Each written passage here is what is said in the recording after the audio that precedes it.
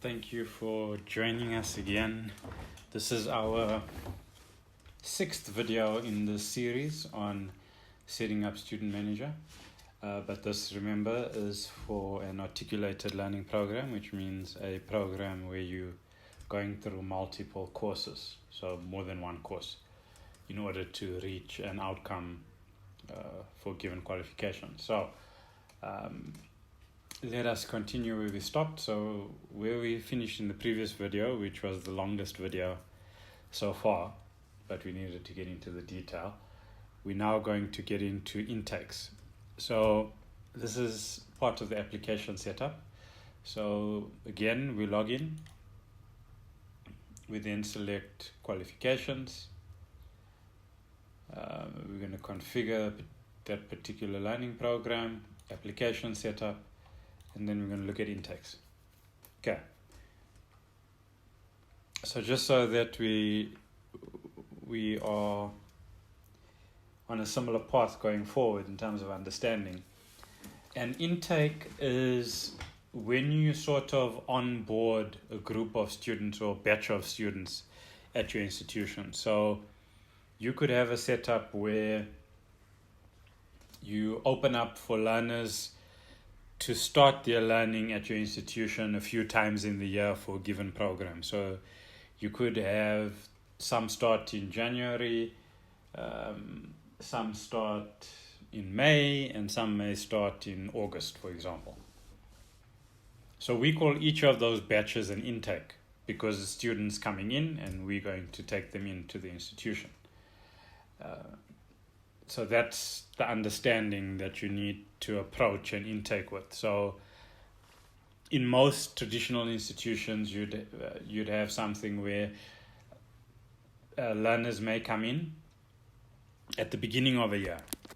So in January every year, there's an intake. So we know that next year, for example, or the year after, so let's just say in 2021, January, there will be an intake of students.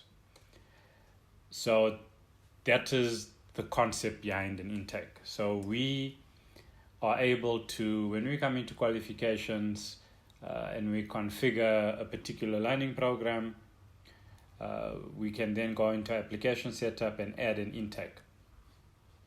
So just to tie in what we did previously, so currently for an intake, we have this listed that says that applications are closed. When we click on more, so this is if somebody was applying, it says that applications, there are currently no open applications. Okay? Right, so what it is saying there is that the system hasn't got an open intake to accept learners into, so they can't apply for placement in a given intake.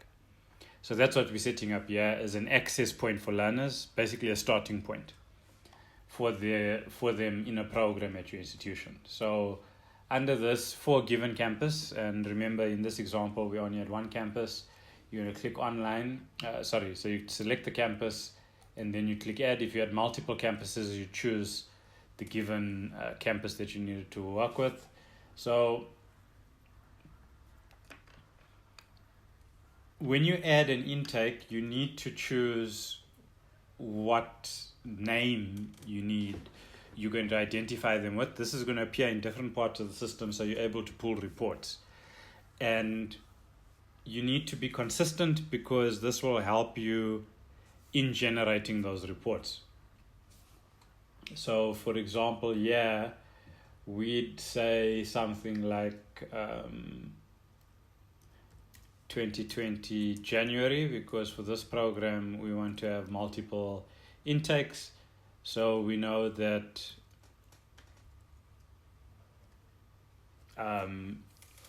we're going to open it up for this. So because it's a January program, technically from the 1st of March till the middle of January next year, sort of, we allow people to apply. Okay, I've skipped curriculum because in our previous setup, we only had one curriculum that we set up, and that was the standard learning path that learners are going to take. I've skipped exemption module rule because this is a default thing. I'm just using the default. It's something that the institution will set up according to their policies on exemptions and credit accumulation and transfer and recognition of prior learning. So that's something that gets set up under module exemption rules in settings. So we'll ignore that for now.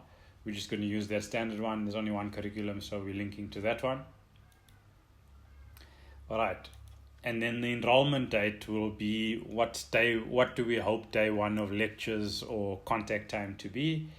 And I'm going to say that it's going to be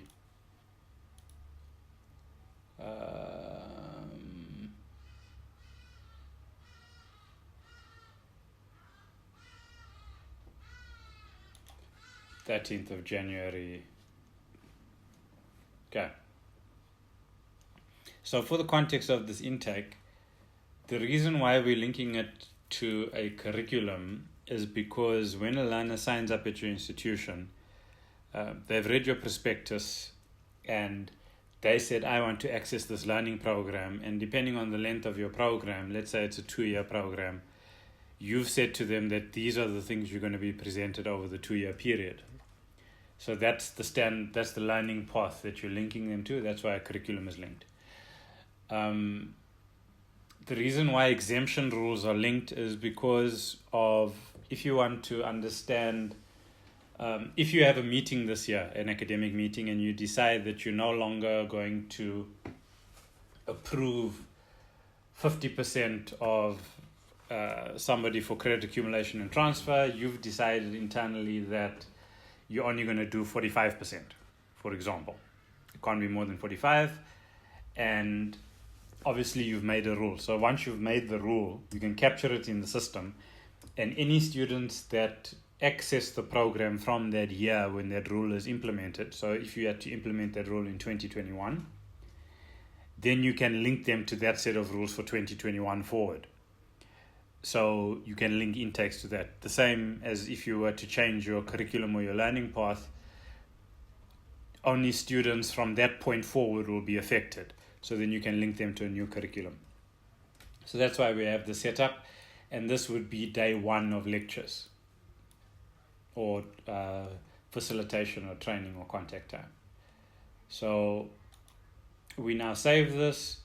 We have an application and close date. And now let's see what happens to our online application. So this is what it was before. So you can see that it was closed. So I'm just going to reload this page. And you see it's now open. And the reason is that my application open period overlaps today's date. When it no longer overlaps today's date, it will say that the 2020 intake for January is closed. So now someone can come here, they can start their online application, they'll get confirmation if they're already someone who's logged in. If not, they'll go directly to it. So what we do is we go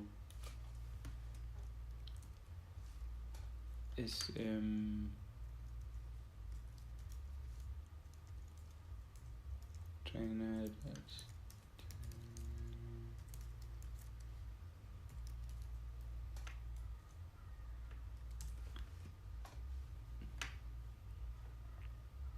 So this is how it would look for somebody from the outside. So you'd see, because I'm logged in, you'll notice that this top bar is populated with menu items.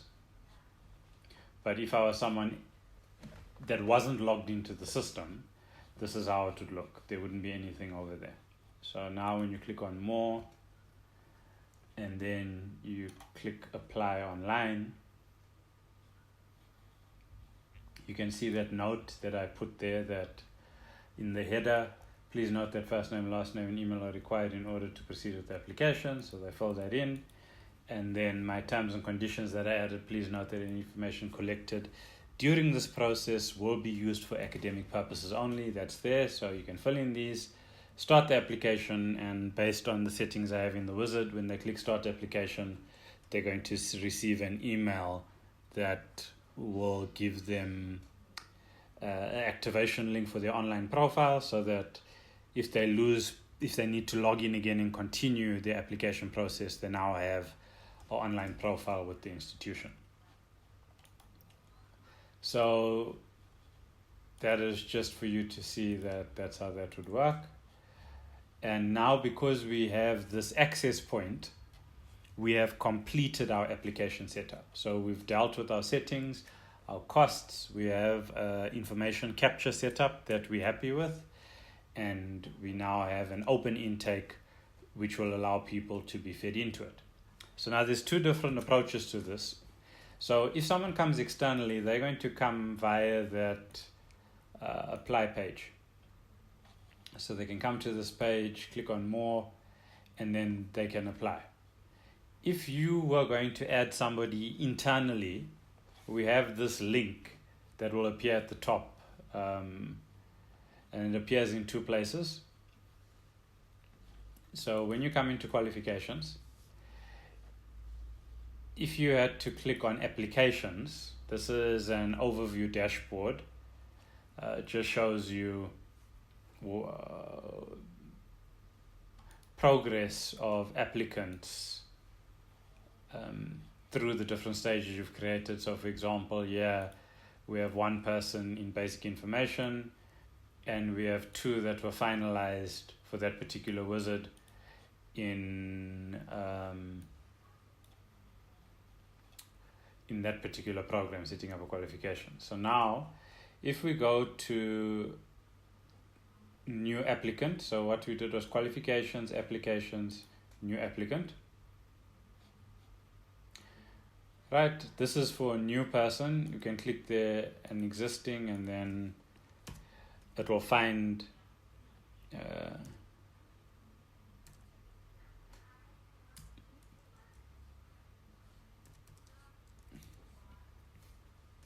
somebody according to your search criteria.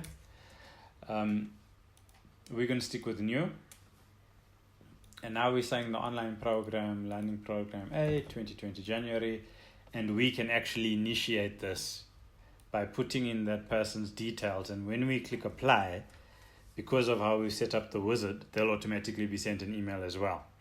So the way that applications has been designed is to have a to and fro, sort of a handover system where you can initiate and the learner, the applicant who hasn't become a student yet, can continue it.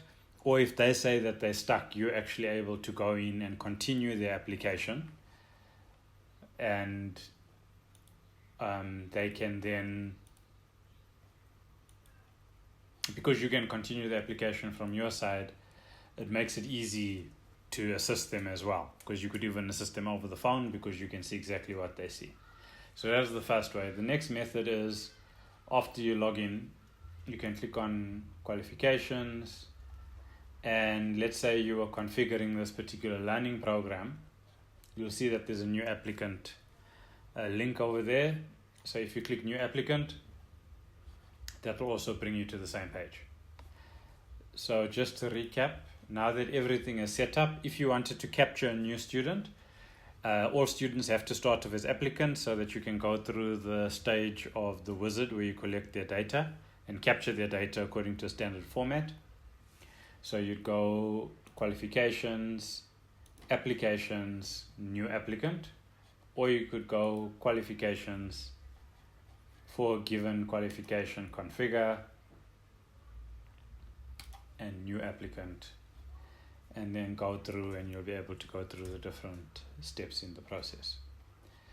I hope that this shorter video adequately covered the remainder of applications. So now you'll know, for a given qualification or learning program, based on this series of videos, this fourth one in this particular series, how to actually complete an application setup. So thank you again for spending the time to go through this. I hope you'll join us in our next video series continuation, where we deal with setting up for registration.